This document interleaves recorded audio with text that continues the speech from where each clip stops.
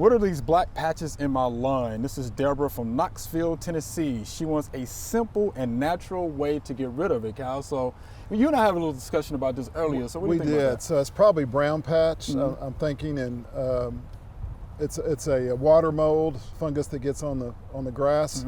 I think the first thing is cultural, making sure that you have good drainage and add in some organic matter to help with that. And there are some biological ways that you can treat that without using chemicals to control it.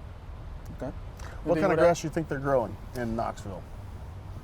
Probably fescue, would come to mind. Perennial ryegrass, maybe?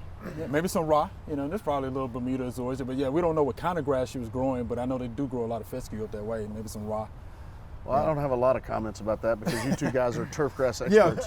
Cultural practices though. Yeah, cultural practices is the first thing I'll talk about before I even start mentioning a chemical. So yeah, fertilizing according to your soil test.